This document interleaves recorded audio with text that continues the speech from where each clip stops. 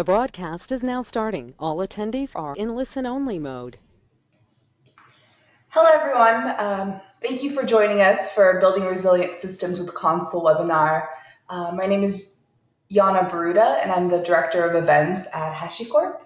And my colleague James, he is a software engineer at HashiCorp, and he's the lead engineer on Consul and Serif.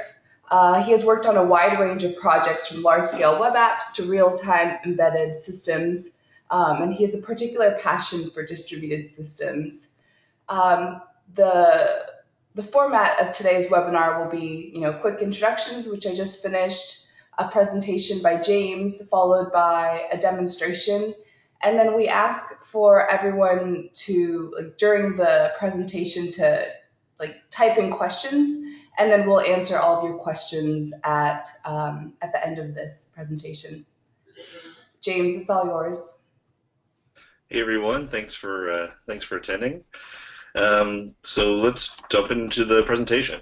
So we're going to cover kind of a high-level overview of Consul kind of quickly. I'm sort of assuming that most people are familiar with Consul at some level, but we'll do a quick review. Then we'll jump into some architecture details on Consul. We'll talk about a use case around distributed locks. And then we'll revisit Consul's architecture in the context of multiple data centers. And then we'll go through a use case around prepared queries, which is a useful application once you've got things spanning multiple data centers. So let's start with a quick Consul overview. At a glance, Consul has sort of three pillars. One is service configuration and discovery. Two is monitoring at scale, and three is high availability. And we'll go through each of these in a little bit of detail. So at its core, Consul's about service configuration and discovery.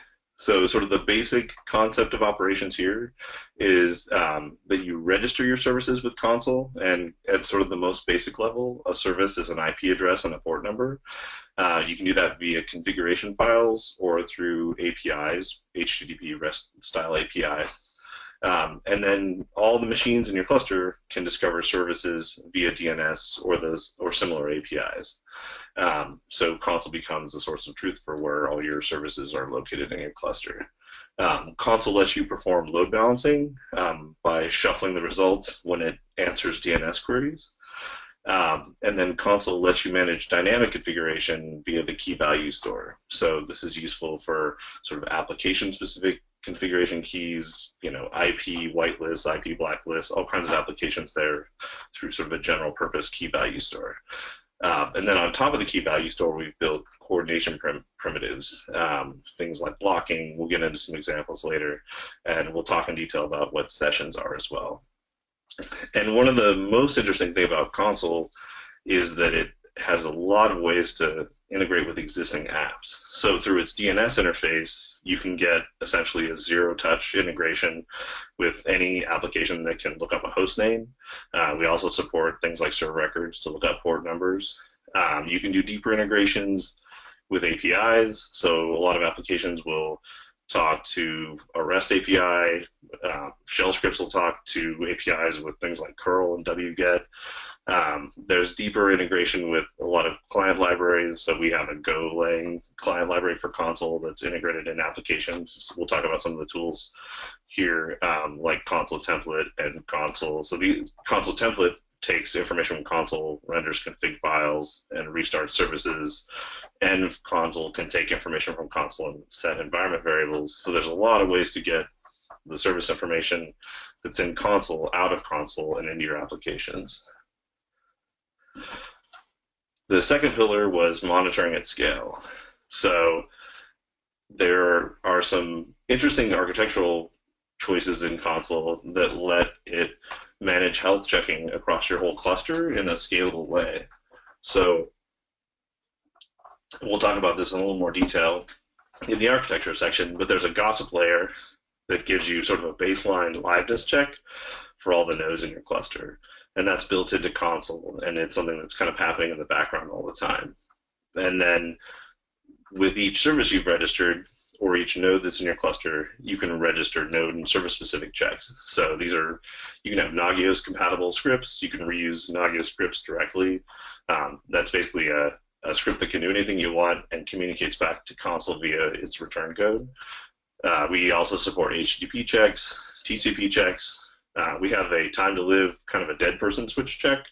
So with that type of check, you register it with Consul, and then your application has to service it on a periodic interval. Otherwise, Consul will mark it failed. So even if your application dies completely, Consul can detect that it's failed. And architecturally, the agents, we'll talk about what agents are shortly, they run the checks locally on each node in your cluster, and they only push service state changes to the Consul servers. So it's unlike other systems where you have a central entity that's shelling out or SSHing out and polling a number of servers. With Consul, all that activity happens at the edges, and then only interesting sort of deltas are sent to the servers. So it scales really, really well. And the nice thing about Consul unifying health checking with service discovery is that it can tie those two things together automatically. So when you ask for a healthy instance of a service, or when you ask for an instance of a service, you'll get a healthy one, not one that's failing its health checks. And that's handled all automatically under the hood by Consul. And then the third pillar is high availability. So Consul's designed to scale to multiple data centers with minimal configuration, almost no configuration. And it allows you to look up services in other data centers, or you can prefer local services, and we'll see some interesting applications of that. And we'll see in the prepared query section, you can manage really complex failover policies. You can find the next closest by round trip time service if no local services are available, things like that. And then with the locking primitives, you can coordinate complex systems within a data center. So you can have sort of leader-follower type designs. You can have a master with an automatic failover. Consul provides you tools to implement those types of features into your own services. So here's a very basic service definition. I'm not going to go through this in tons of detail, but it gives you an idea of how you'd register a service with Consul. So in this case, we've got a Redis service that we've registered. We've given it the name Redis. Consul has the concept of tags, so you can use those to look up. You can find a Redis slave or a Redis master, and those can be manipulated from external systems if you want to reflect the current state. As we said before, you register a port number. And then in this example, we run a check Redis script that runs every 10 seconds. So whatever that Python script does to check Redis, it'll report back, and that's what will control the health of the Redis service according to this definition. So say that this has been registered with Consul. How does some other piece of software in your cluster figure out where Redis is? Here's an example of sort of the most basic integration, and that's through DNS. So we can look up slave.redis.service.consul. So slave is the tag we define, Redis is the service name, the .service.consul is a special subdomain that Consul handles. And you can see that it gave us in the answer section, we've got an IP address there. We also support things like serve queries. So in this case, we've also discovered through DNS that it's listening on port 8000, and we've gotten an IP again. So that's just kind of a really high-level walkthrough of the basic sort of tenets of Consul and the basic feature set. Let's dig in next to Consul's architecture, and we'll learn about how this stuff is put together under the hood. So at a high level, each node in a cluster runs something called a Consul agent. So Consul agent is based on a single Go binary. It's one binary that you run everywhere, and most of these are in client mode. So what an agent in client mode does is it manages all the registered services and health checks on a given node. So you run one basically Consul process on each node in your cluster, excuse me, and it'll manage all the services and health checks for that services that reside on that node. It participates in a gossip protocol, which is sort of an underlying mechanism that all nodes participate in to, one, they randomly ping each other over UDP and TCP to just get a basic liveness check of the node. Is this node responding to pings? Does it appear to be there? And there's a set of steps that the Gaza protocol will go through to suspect that a node has failed, confirm that it's failed, and then gossip it around the cluster. So in this way, the Gaza protocol lets changes propagate really quickly about members leaving and joining the cluster, and about the health at a basic sort of ping level of all the nodes in the cluster. Excuse me. And the nice thing about the Gaza protocol is it's basically like a fixed level of traffic for your cluster, even for any size cluster. So it automatically scales the rate that it does gossip, and there's sort of a fixed cadence of the pings. So this is kind of it's a scalable sort of background level traffic that carries out this function for Consul. And then when an application does a DNS query or makes an HTTP request to its Consul agent, the clients will forward the request up to one of the Consul servers. And we'll talk about what servers do next. Excuse me. And then one nice thing here is that the clients keep track of which set of Consul servers are available, which ones are alive. They manage all the connections for you. So a lot of people who are new to Consul want to try and put the servers behind a load balancer. That's something that you never need to do with Consul. As long as you're speaking, you have all your applications on a given node, talk to the client agent on their node, they'll figure out where the servers are, when the servers are alive, finding a new healthy server if a server goes away. All that's managed for you. So you don't need a load balancer. You don't need to add a sort of single point of failure in front of Consul. It makes it a resilient design, and it's simple to configure. And then you'll have, in a typical cluster, you'll have 3 or 5 agents in server mode. So these do everything that the clients do, but they add additional functions. So the main distinction for the servers is they manage the state store, which is driven by WRAP as a consistency layer, basically to store the key value information, things like sessions, ACLs, all the sort of centralized state of the cluster is managed on the servers. And you'll usually have 3 or 5, depending on your level of failure tolerance. So if you have 3 servers, you can take any single failure and keep going without a disruption to your cluster. And if you have 5, you can take 2 failures without any disruption. So that's just based on your availability needs.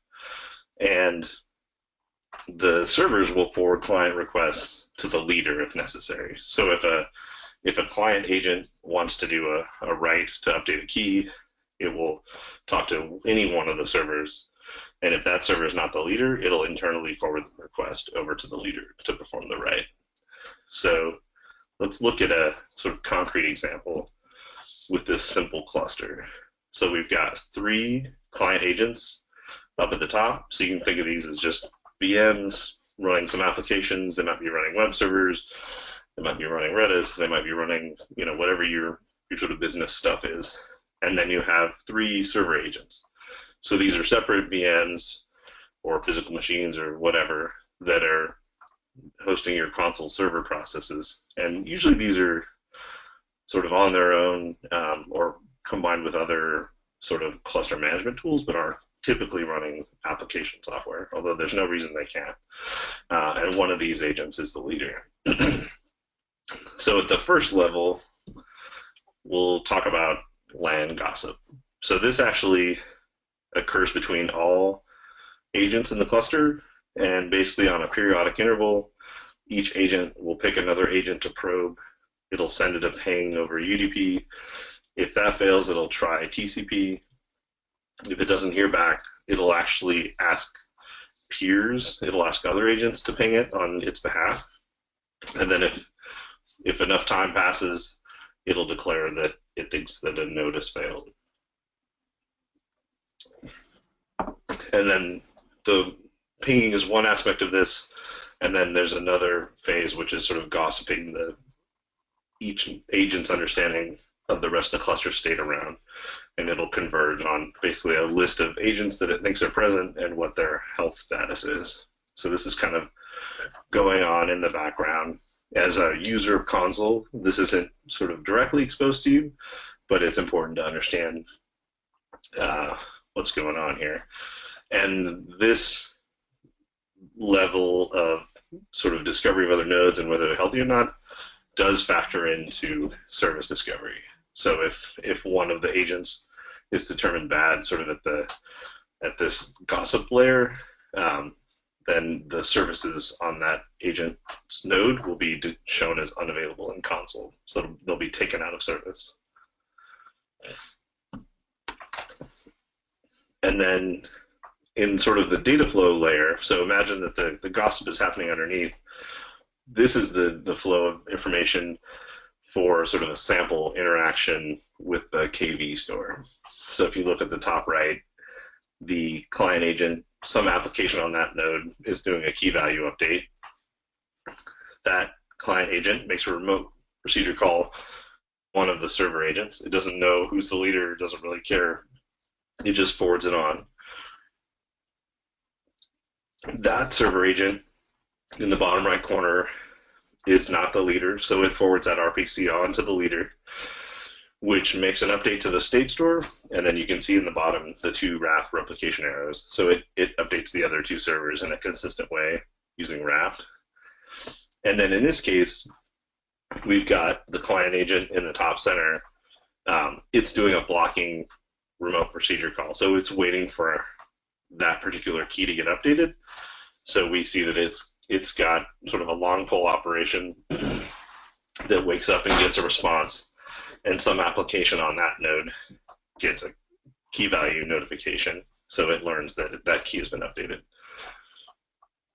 So that's kind of a basic interaction with Consul from sort of a plumbing perspective. And because there's so many moving pieces in Consul, sometimes it can be hard for people to have a good handle on kind of where the source of truth is in Consul. So who really holds the source for different pieces of information. So this is a kind of a summary of that. One thing that's sort of a common question is about service registration and health checks, because the Consul servers have a catalog. And when you do a DNS request, it ends up getting sent to the servers under the hood. And they know sort of the canonical list of services and what's healthy, what's not.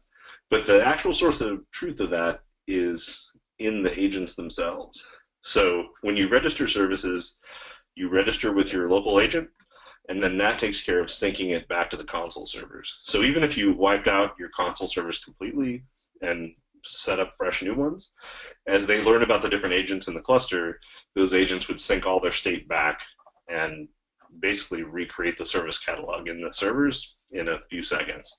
So it's robust because that information is distributed around the cluster, and it's an interesting design. And it's interesting because there are two different APIs. There's a sort of the V1 agent API. That's where you should register services. That's registering things locally with the agent, which gets synced back to the catalog. If you look in the Consul documentation, there is a catalog API, which also lets you register services. That's kind of what's happening under the hood by the agent, but that's not something you'd use directly to write entries to unless you were doing some kind of custom tooling around Consul, or you're registering external services that aren't part of any node that's in the cluster. But typically you just use the agent API and it'll take care of all the syncing for you. All the other state is held by the Consul servers. So key value stores, key value entries, sessions, ACLs, all that is stored in the central state store handled by the Consul servers. And as we saw in the previous example, the agents make RPC calls up to the servers to get this data. And if you have ACLs turned on, the servers enforce the ACL rules for reading and writing, sort of in there within the server boundary. One interesting thing, as we saw in the previous example, there were 3 servers. The client on the right had picked the server on the right sort of randomly. If your application can tolerate it, there are different tunable consistency modes. So you can get horizontal read scaling across all your servers if you can handle the results being stale on the order of a second or so. That's typical replication lag even for a busy cluster. Um, if you require consistency, then even though your clients are potentially talking to all the servers are going to be internally forwarding everything to the leader at all times. So it's an important thing for scaling. If you want to get read scaling across your servers, is to relax your consistency modes. And that's available for DNS queries, and it's also available in many of the HTTP APIs. All right, so our next topic will be a distributed lock use case. So this kind of, taking what we know about Consul so far, this is one set of applications that you can use on top of Consul's key value store. So here's the use case. You've got multiple instances of a service running within a data center. You only want one or n instances running at any given time. N is often one. You want one sort of active one, and then you want several standbys available that can jump in should the active one go down. And a key thing is processes may die and not give up their leadership gracefully. So it would be easy if things that were going to fail would tell you they're about to fail and give up their leader status, but sometimes the machine just gets, powered off or dies. So Consul's solution for that is its capability for distributed locks. So this capability is built into the key value store. It does the leader election client side, so the servers coordinate it, but basically the clients set it up. So you don't have to configure your servers any special way. It's all sort of driven by the client. It does support a semaphore mode, so n can be greater than 1. So you can have sort of a mutex mode where you say, I only want one of these in my cluster running at any given time, or you can say, I want 3 of them, whatever n you want to set there. It's baked into Consul's Go API client library. So if you're writing a Go application, it's really easy to sort of have a first-class implementation of this right in your code. You can use our HTTP libraries directly, or we'll show in the next slide, you can just use the Consul lock command. So this is an example using Consul lock for a singleton version of a service. So this foo is basically an executable you want to run. The service foo lock is a path in your KV store that these different instances will use to coordinate. And Consul lock is a built-in CLI command for Consul that will do the setup of the lock.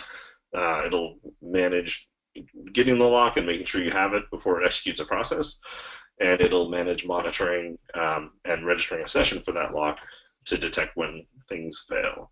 So we see in this example, the node 1 runs the service, and it sort of maintains the lock in the background. And then node 2 is our standby. Consul lock, in this case, is waiting to get the lock before it executes the foo process. Here's another example. This is built into an application called Consul template. So what Consul template is it's a standalone tool that you run.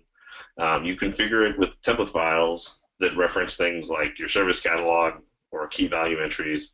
It'll watch for those to change. Whenever they change, it'll render a configuration file and then run a command, usually to restart a service. So an example, say you're configuring a set of load balancers.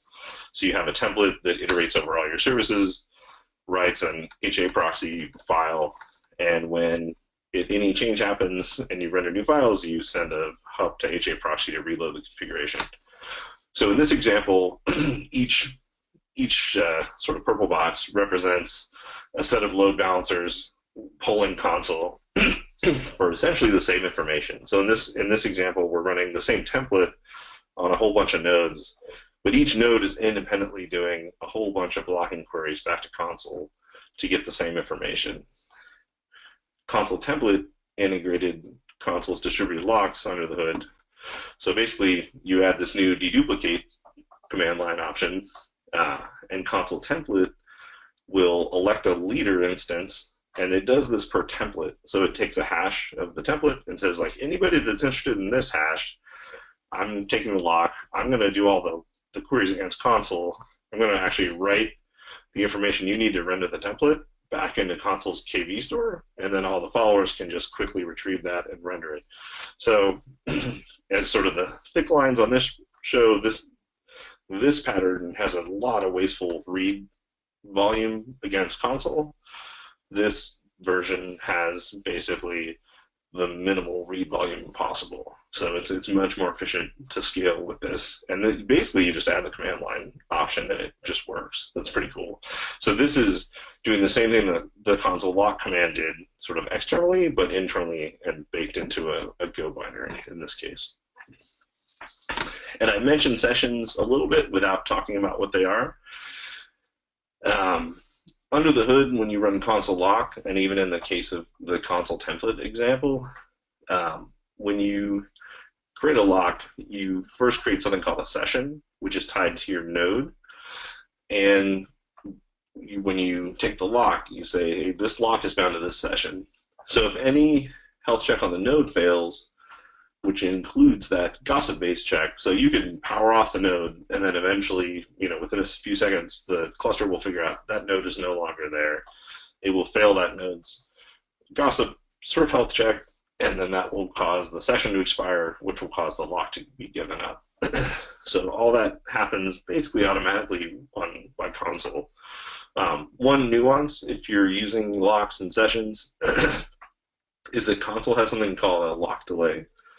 And this is kind of a mandatory waiting period that is imposed if a lock is given up ungracefully. So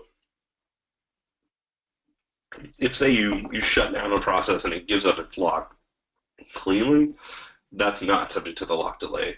But if your node dies and your lock is cleared, is given up because your session expired, then there's a lock delay which you can tune, which is basically a mandatory waiting period, which helps give a leader who's malfunctioning time to realize that they've lost the lock and stop writing. So this is inspired by Chubby locks from Google. Has a similar delay, and it's something you can tune. So it sets the quickest recovery time in the event of a sort of ungraceful lock release, but you want to tune that to a safe period to make sure that you don't end up with consistency problems. So it's just something to know about. There's pretty good documentation in the Consul site that goes into more detail about this. So that first half went through sort of the basic single data center Consul architecture, how data flows around, and then a use case around distributed locks. We're going to revisit Consul's architecture now in the context of multiple data centers. So when your cluster spans usually sort of different geographic regions or different sort of significant physical boundaries, you may want to use Consul's concept of a data center.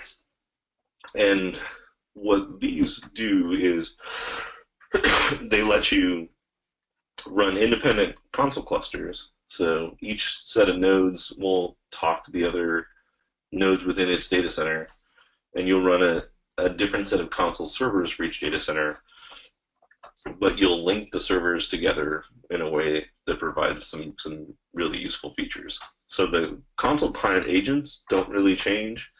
They're configured to be in one of the data centers that you've got set up.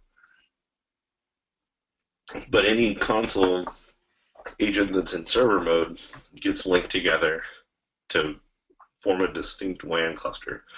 So this behaves just like the gossip and ping protocol does kind of within the data center, except that the timing is relaxed because it's expected that these are over sort of long, high latency links with potentially a little bit more packet loss.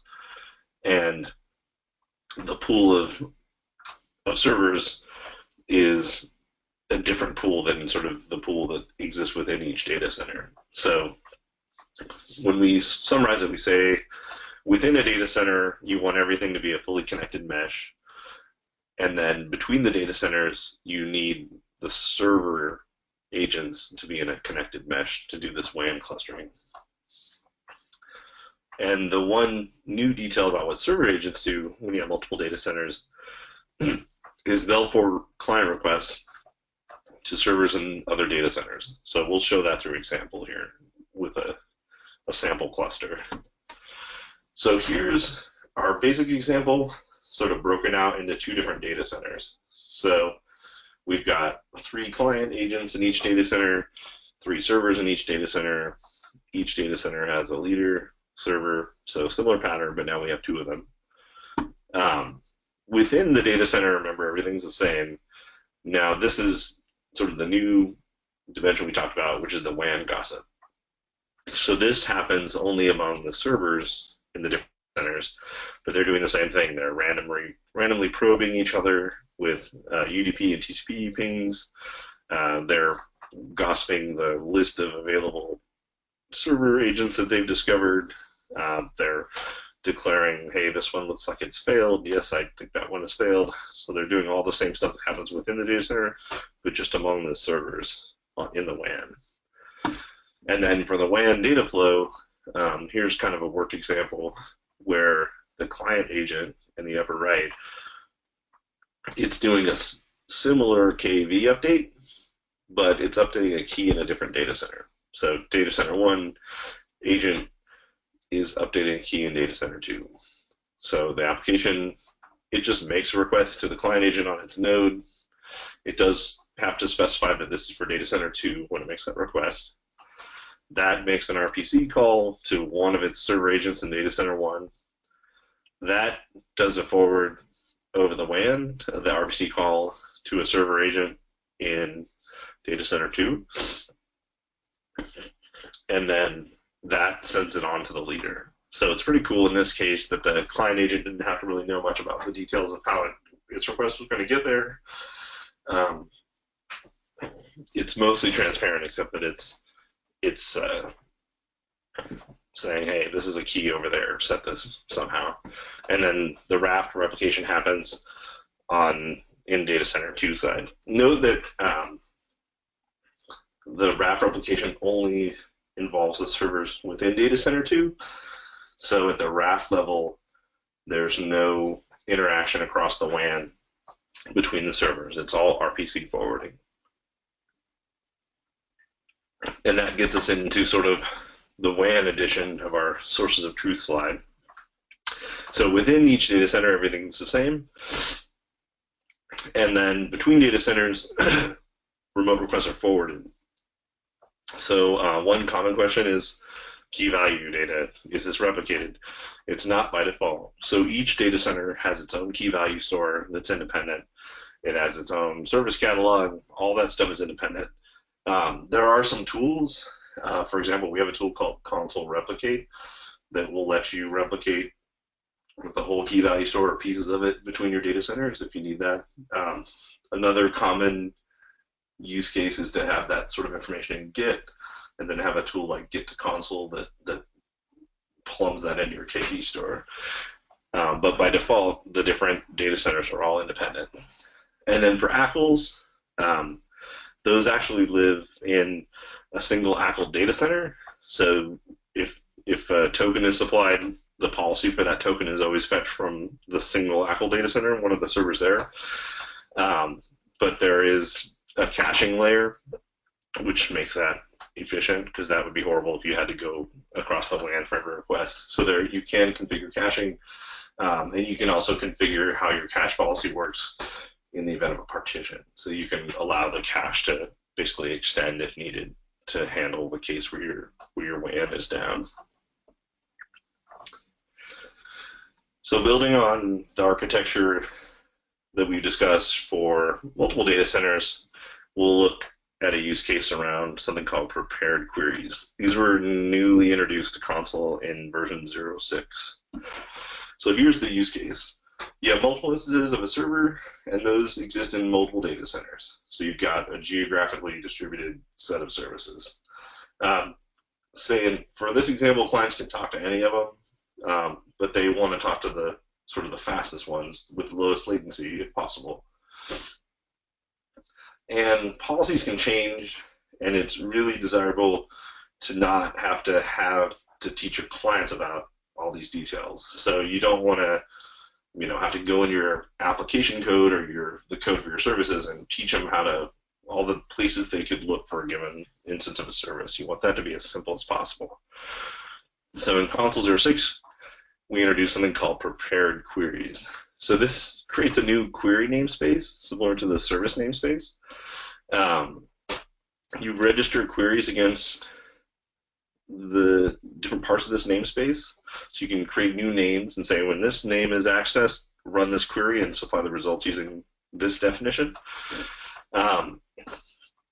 Just like all the other types of service discovery, clients can use an HTTP API, or they can just use DNS to run these queries.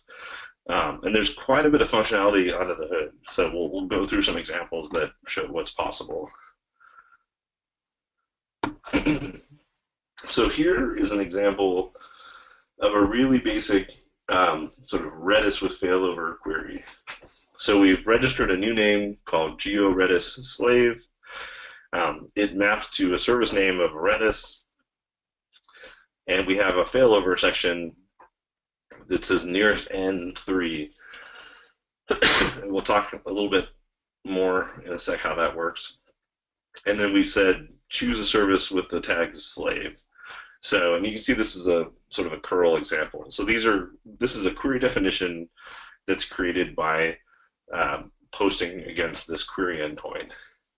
And what you get here is a client can look up something like georedisslave.query.consul, and it'll just work. So when a client fetches that, it'll look for a Redis service instance locally, and if there aren't any available locally, it'll go out to the next 3 other data centers that it knows about in the WAN, and it'll do that in a priority order based on round trip time.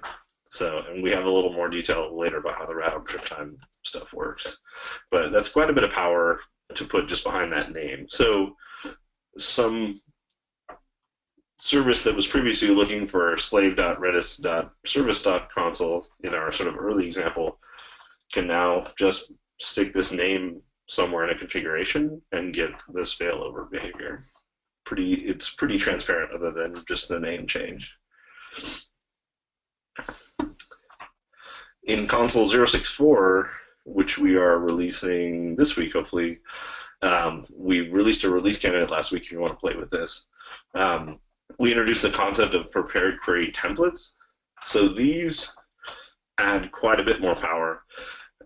One piece of feedback we got once we released prepared queries was that people said, hey, I've got hundreds of services. I want to apply these types of policies to lots of them, but I don't want to manage hundreds of queries.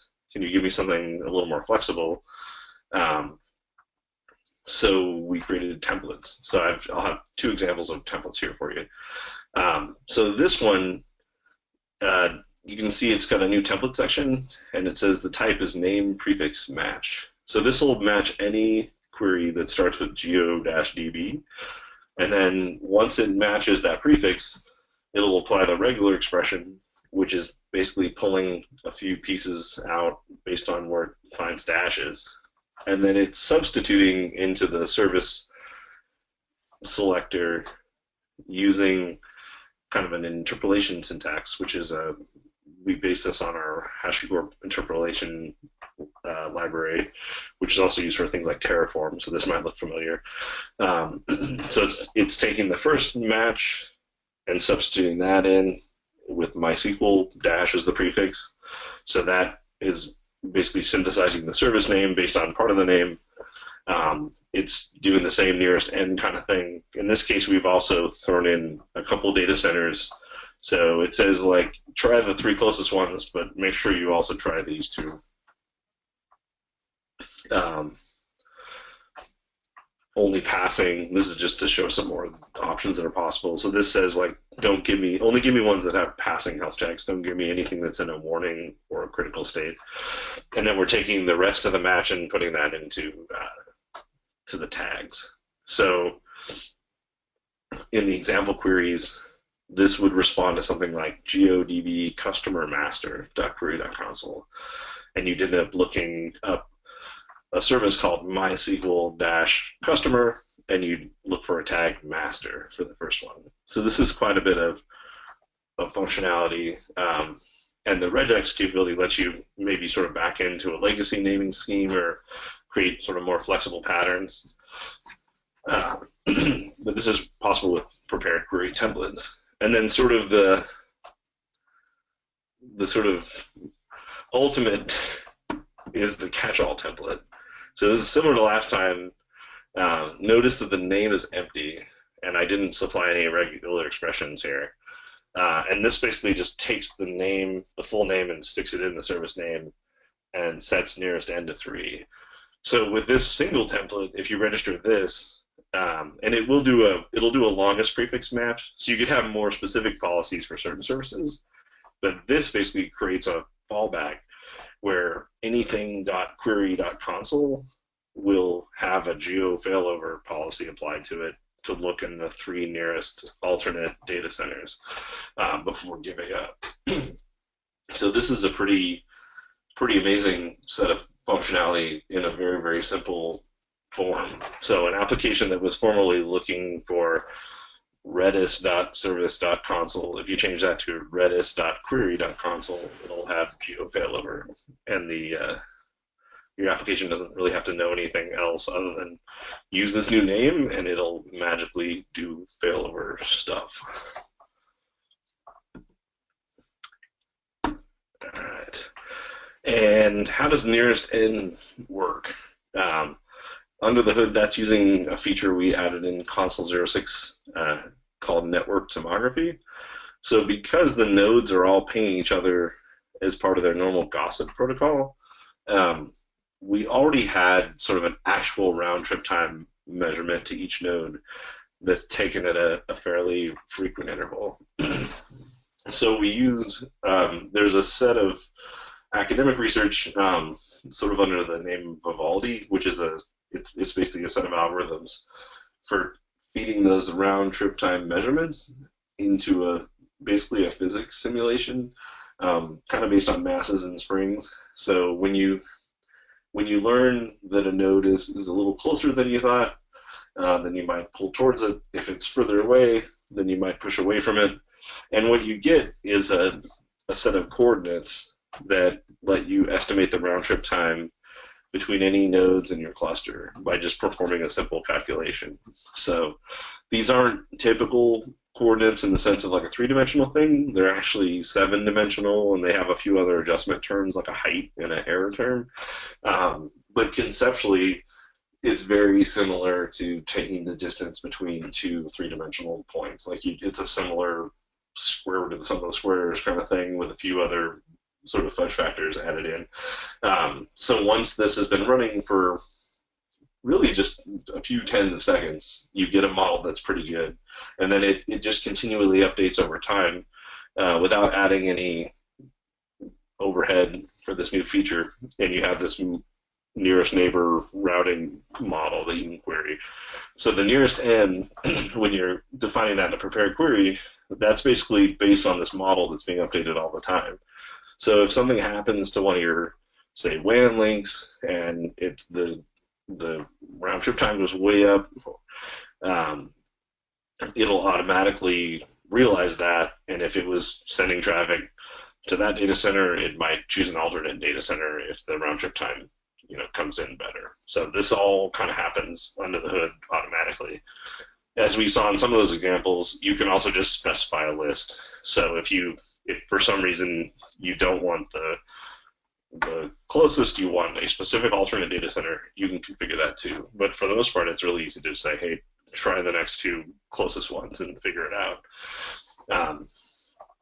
This is slightly gratuitous, but this is an animation showing the algorithm. This was basically we synthesize an artificial pattern of nodes with round trip times that arrange them into a grid, and then ran the simulation on them. So this was just kind of an early test case, but it gives you a sense for how the algorithm works. So the nodes all sort of have no idea where they are. They sort of start out bunched up in the center, and as they get some ping information, they start to spread out and learn where each other are.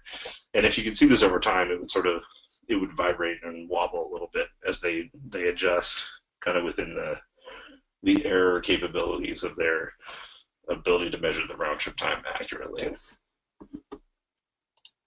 All right. And with that, we'll step into a really quick demonstration. So,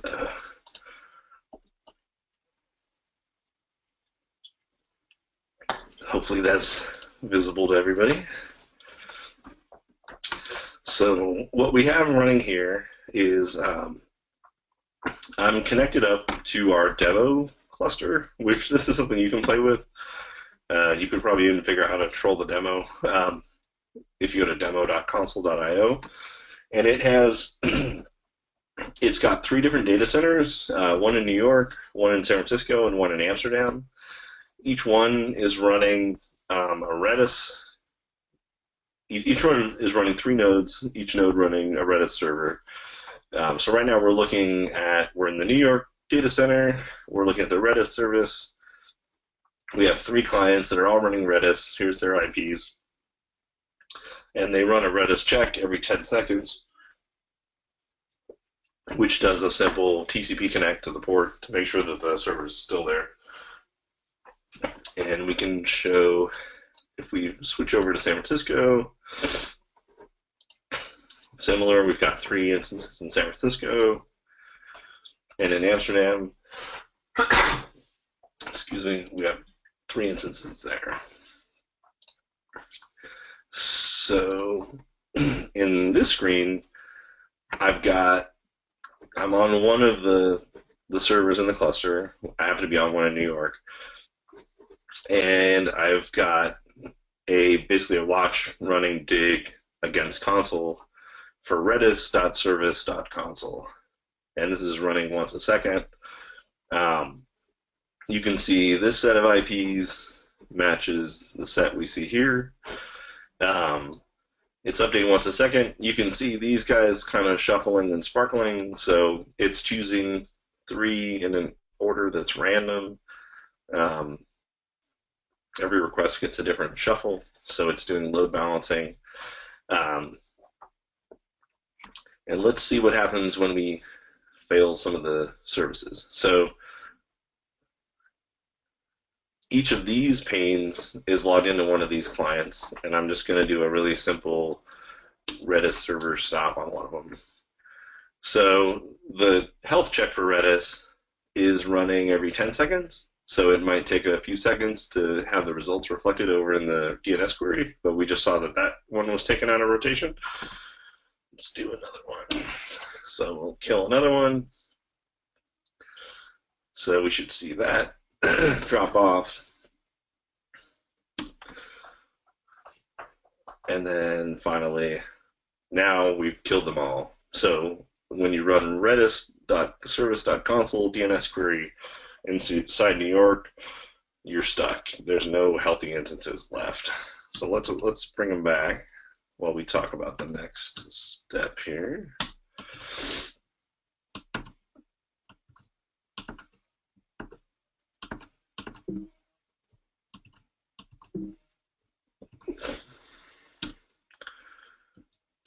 Okay, so brought them back up. We've got some healthy Redises coming up, so things look good again. There we go. So now in this cluster, we've also registered the Catchall prepared query. So we can see I'm running this is the V1 query endpoint, so this lets me see the list of queries that are defined for this cluster. So this is the query ID, so we can just remember it ends in C9. It's got an empty name. It's a prefix match template. It takes the full name and puts it in the service name. and it looks in nearest 3 for an alternate. So one thing can show you here is we've got an explain endpoint. So I can basically take anything .query.consul that I would supply and put it in here, and we can see which template or which prepared query matches. And then in the case of the template, we can actually see sort of the realized query with all the substitutions made. For this one, it's pretty simple. It basically takes this and sticks it in there. For the more complicated case with a regular expression, this is a useful tool for seeing what happens, making sure your substitutions make sense. It lets you see what your prepared query definition looks like for a template after it's been rendered, basically. You can also execute a query by name here. So if I run the redis.query.consul query, then I can see that I get some healthy nodes listed in here. I get back the check information about those nodes. So I'll do a little bit of collapsing just so you can kind of see this structure better. And then because this is a prepared query, I get some information about who answered it. So there were no failovers, and these results came from the NYC3 data center. So let's go back here, kill this, and basically change this to run the prepared query.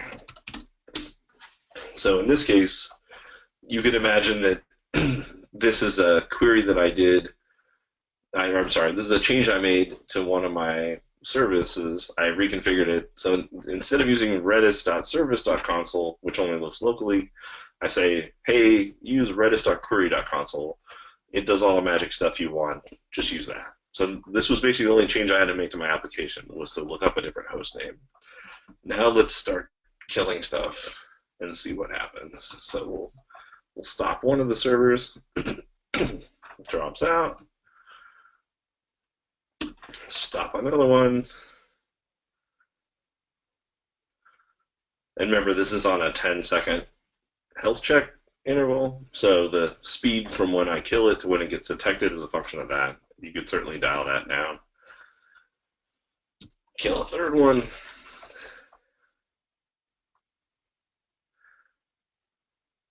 So at this point, when we did redis.service.consul, we were done. We were out. In this case, we've got some new IPs. So let's see what's going on. So we'll execute that now that we've killed all the local services. So if I refresh this, I should be able to see all the Redis checks are failing in New York. I'm going to re-execute the query, and you can see I'm getting different node names now.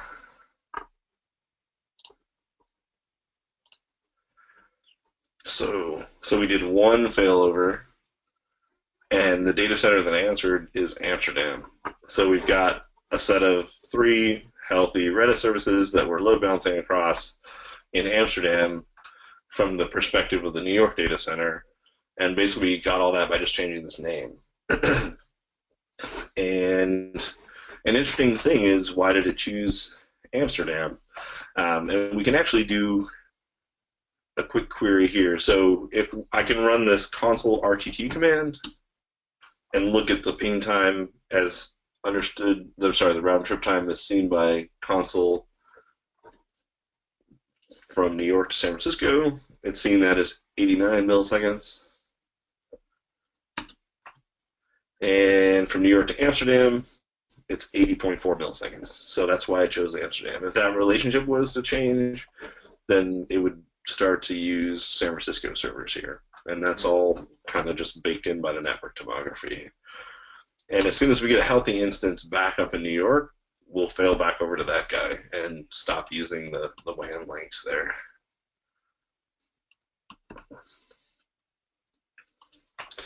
So we'll put it back to normal.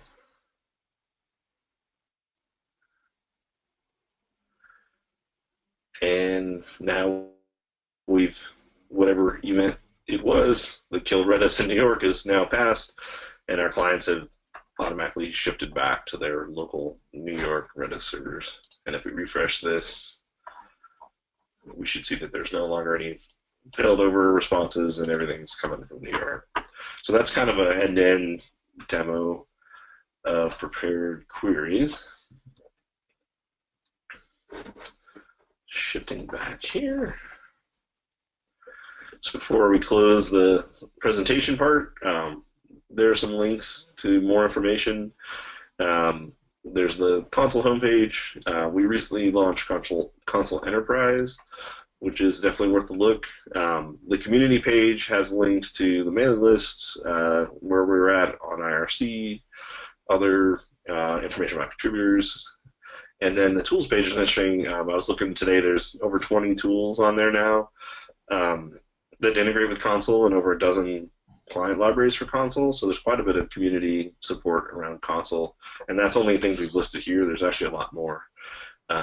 So that is it. So I think we'll move into the question phase. Thanks for watching. Thanks, James. That was fantastic. And thank you to everyone that's been asking questions.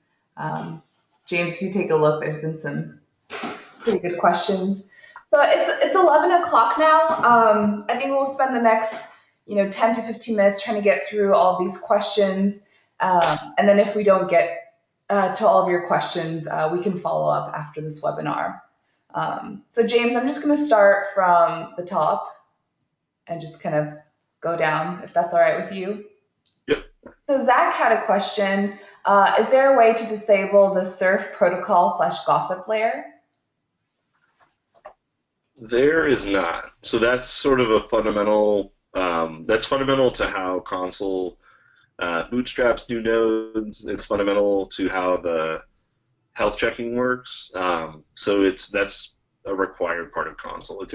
It's deeply baked in there. Okay, great. So David had a question.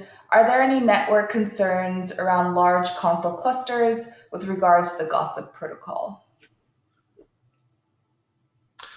The gossip protocol is designed to scale back based on the size of the cluster, and for things like even for things like network coordinates, we scale the rate that those things are sent based on the size of the cluster.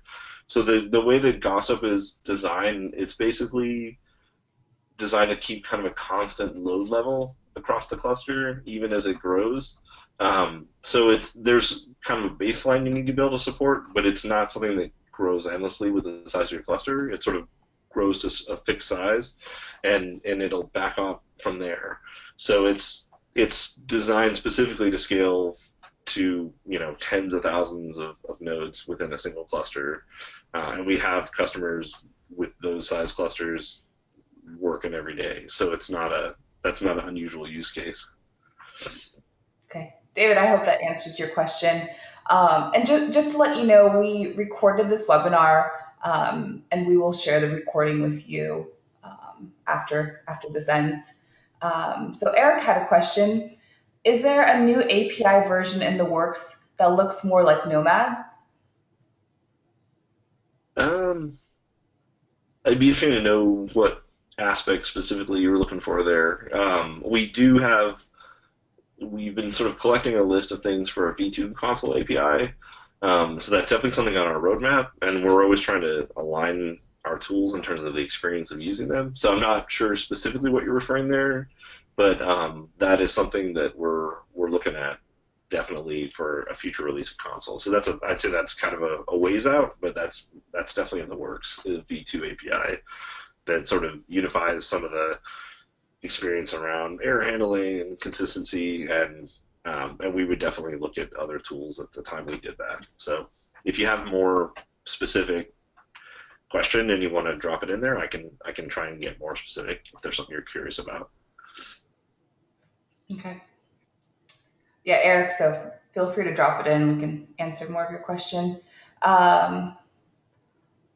Alexander, I may not have pronounced your name correctly, but his question was, what ports / protocols should be exposed for WAN gossip to work correctly? Should they be exposed on every agent or only in agent server nodes?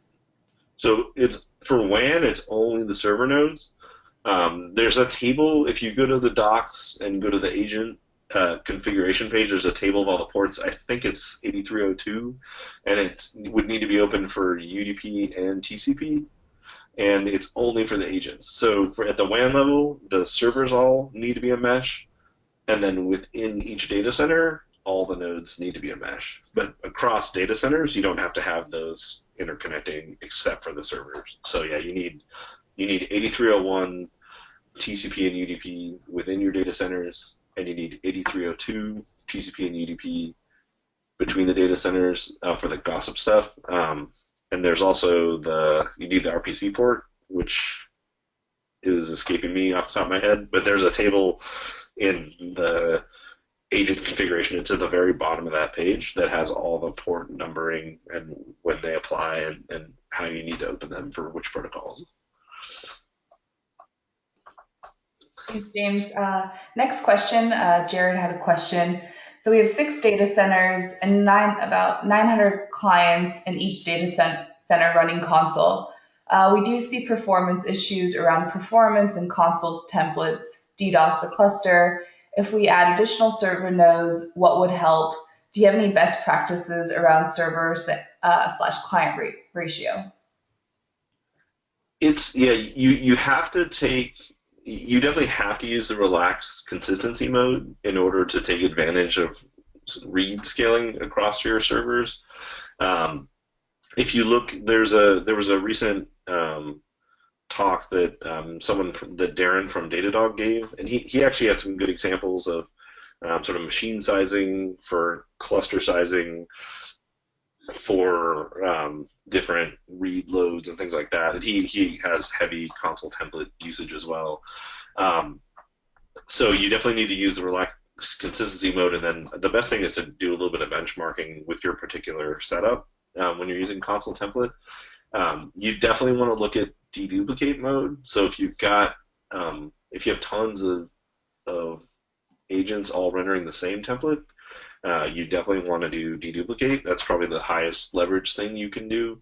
The next most would be to relax the consistency mode using Consul template has configuration for that, and then scale up your servers. But I would definitely look at deduplicate first, especially if you have a lot of agents rendering the same template across your cluster. Also, you want to make sure you're running Consul 06 or later. We did a lot of work, so the capacity and throughput in Consul went way up when we went from the 05X series up to 06 because we rewrote the state store around a new fully in-memory radix tree memory database. Excuse me, and that removed a bunch of deserialization overhead that was in the old state store. So that just in general read through better, and also garbage collection pressure is much lighter. So I'd say look at deduplicate and make sure you're running Consul 06, and then maybe do some benchmarking to see if you can widen your number of servers. You don't want to, you can't go too wide with your number of servers because Raft isn't designed to scale to dozens of servers. So, if you have 3, you might want to go to 5 or 7 or something, but you can't go much beyond that. So you want to look at some of those other things as well to scale your Consul template read throughput. Okay. And James, I think this next question, you may have just answered it, but Alexander asked, should all Consul template instances run with the dedupe flag for deduplication mode to work? Yeah, they all have to have it if you want to benefit from it. So if you don't have it, they'll just independently make all the watches required to service whatever template definitions you give them. If you have the deduplicate flag, then they'll try and do the leader or election or become a follower. So you have to have, every node has to have the deduplication configured on in order to benefit from it. Okay, thanks, James. Don had a question. What are the recommended specs for a Consul server? That's another one to look at the Datadog. Maybe we'll link this on the doc or something, but he actually did some recent benchmarking with newer versions of Consul on different AWS instance sizes. Um, so he's got a table in there that's a really good reference for this, kind of based on modern, a big cluster with sort of newer instance types and a really big workload. I think the main thing to keep in mind there, I don't have any specific, use the M3 medium for, up to 500 nodes. I don't have any specific guidance like that, unfortunately, because it often depends on what kind of workload you have, what your cluster's doing. So he's got some really good general benchmarks for sort of a busy cluster doing lots of DNS, lots of Consul template, kind of a good general purpose mix. We'll link that as a reference. So, and the best thing is if you can benchmark with a representative sort of test environment for your workload, and you can kind of tune that so you're not throwing, way too much server at it. It depends on a lot of different configuration sort of parameters that are available with the different server types. You generally want to prefer an instance type that's got better networking support. So you don't want, the lowest end instances like the micros and nanos, they get hit with CPU stealing and high packet loss. So you often get kind of flaky error detection, flappiness with really low end servers. So you want to look at networking. There's a lot of different considerations there. So we'll link that table if you want kind of some general guidelines based on some newer benchmarking. Okay. Roger has a great question. What is needed in order to get the Consul DNS support? Does the Consul agent act as a DNS server, or do I need to give Consul some special access to register DNS records? Consul has a DNS server built in. So yeah, you can, like when I was doing those dig at 127.0.0.1-P8600, that was doing DNS right against Consul itself. Consul doesn't have the ability to bind to port 53 unless you run it as root, which we don't recommend. So a lot of folks will run something like DNS mask alongside Consul to get the root binding to the port 53 and possibly mix Consul's segment of domain management with some corporate policies and things like that. So that's a really common option. But yeah, Consul has a built-in DNS server. Okay.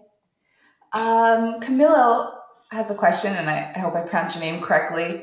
What are the timing constraints, like if we want to know for sure when to create additional Consul clusters as opposed to expanding one existing cluster? No, in terms of like the gossip limits and things like that.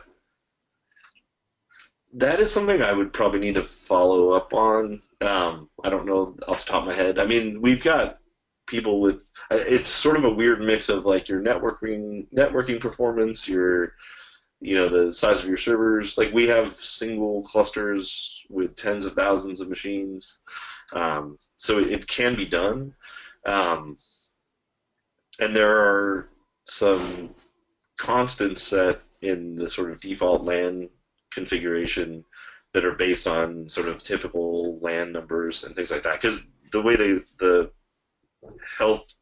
gossip-based ping detection works, there's send a ping, wait for a timeout. So there are some timing assumptions baked in there. So we do intend to expose a few of those to be tunable because we have had people with very, very large clusters want to relax some of those timing numbers a little bit and tweak things. So I can, if you have really specific questions, I can try and do some offline research and get back to you maybe on the mailing list or something like that. But it's definitely possible to go well into tens of thousands of nodes or more inside of a single cluster, depending on your hardware capabilities and the quality of your network, things like that. All right, wonderful. Thank you so much, James, and thank you everyone for your questions. We're out of time. James, if people have additional questions, is the best way to just email support or? Yeah, there's a few different ways. The mailing list is really good, and that's linked on our community page. So if you have just really general questions about console, the mailing list is probably a great way to get some general feedback from the community. And HashiCorp folks monitor the mailing list, and we'll get back to you there. GitHub issues, if you have a bug or you're having a problem that needs kind of a deeper diagnosis and you need to paste diagnostic info, things like that. If you're looking at adopting Consul for your company and you want to talk to folks kind of more at the sort of kind of like a solutions engineering, like, hey, I've got some really detailed questions and here's my situation. And yeah, if you email support@hashicorp.com, there are folks there that will take all that and get back to you, and they can help figure out the best way for you to try Consul and help look into some of our like best practice documentation, things like that. You can ping me on GitHub or Twitter or whatever. I'm Slackpad. So there's a lot of ways to reach us.